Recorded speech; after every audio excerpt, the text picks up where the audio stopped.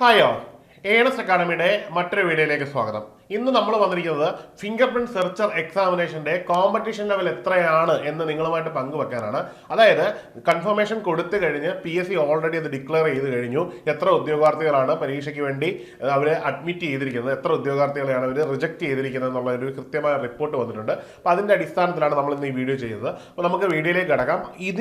അതായത് ഈ ഒരു ലെവലിൽ നിന്ന് നമ്മൾ പഠിച്ചു തുടങ്ങിയാൽ നമ്മുടെ റാങ്ക് എവിടെ വേണമെന്ന് വരെ ഫിക്സ് ചെയ്യാൻ പറ്റുന്ന രീതിയിൽ നമുക്ക് പഠിക്കാൻ പറ്റും എന്നുള്ളതാണ്. അതായത് ഒരു ഹാർഡ് വർക്കും ഒപ്പം ഒരു സ്മാർട്ട് വർക്കും കൂടി ഇംപ്ലിമെന്റ് ചെയ്താൽ നമുക്ക് നല്ലൊരു പൊസിഷനിൽ തന്നെ, ഈ ഒരു പോസ്റ്റിന്റെ നല്ലൊരു പൊസിഷനിൽ തന്നെ റാങ്ക് ലിസ്റ്റ് ഇടം നേടാൻ പറ്റും. അപ്പോൾ ഈ ഒരു എക്സാമിനേഷന്റെ കൂടുതൽ ഡീറ്റെയിൽസിലേക്ക് പോകാം. അതിലേക്ക് പോകുമ്പോൾ ആദ്യമായിട്ട് ഫിംഗർ പ്രിന്റ് സെർച്ചർ എക്സാമിനേഷന്റെ ഡേറ്റ് നമുക്കറിയാം 18-12-2025. അതായത് ഇനിയുള്ള കുറച്ച് ദിവസങ്ങളുണ്ട്. നിങ്ങൾ എല്ലാവരും പഠിച്ചുകൊണ്ടിരിക്കുന്ന ഉദ്യോഗാർത്ഥികളായതുകൊണ്ട് തന്നെ നിങ്ങളുടെ പഠനം ഒന്ന് എൻഹാൻസ് ചെയ്ത് മുമ്പോട്ട് പോയി കഴിഞ്ഞാൽ ഉറപ്പായിട്ടും നിങ്ങൾക്ക് നല്ല റാങ്കിൽ എത്താൻ പറ്റും.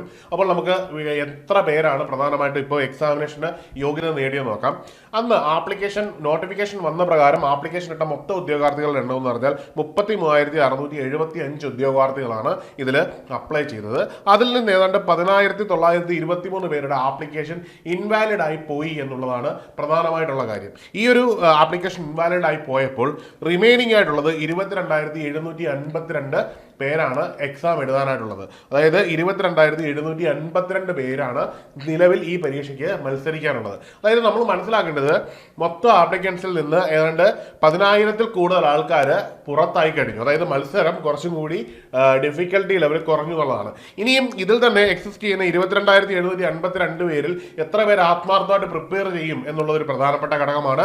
മാത്രവുമല്ല അതിനകത്തൊരു പ്രധാനപ്പെട്ട ഒരു കാര്യം എന്ന് പറഞ്ഞാൽ നിങ്ങളുടെ പഠനം, നിങ്ങൾ പഠിക്കുന്ന പോലെ തന്നെ അവർ പഠിക്കുന്നുണ്ടോ, അതിലെല്ലാം ഉപരിയായിട്ട് ഈ ഒരു പഠനത്തിന്റെ രീതി കൃത്യമാണോ, ഇനി വെറുതെ അപ്ലൈ ചെയ്തവർ എത്ര പേരുണ്ട്, ഇങ്ങനെയൊക്കെയുള്ള നമ്പർ നമ്മൾ മാറ്റി വെച്ച് കഴിയുമ്പോൾ നിങ്ങളുടെ പഠിക്കുവാനുള്ള ഒരു ലെവൽ കുറച്ചും കൂടിയാണ്. നിങ്ങൾ ആത്മാർത്ഥമായിട്ട് പഠിക്കുന്ന ഒരു ഉദ്യോഗാർത്ഥി ആയതുകൊണ്ട് ഇനിയുള്ള സമയങ്ങൾ കൃത്യമായിട്ട് ഫോക്കസ് ചെയ്ത് സമയം ഈ ഒരു എക്സാമിനേഷൻ കൃത്യമായിട്ട് കൊടുത്ത് പഠിച്ചാൽ നിങ്ങൾക്ക് എന്ത് ചെയ്യാം, നിങ്ങൾക്ക് ഈ ഒരു ജോലി ഒരു നല്ല റാങ്കോടുകൂടി തന്നെ ഉറപ്പാക്കാമെന്നുള്ളതാണ്.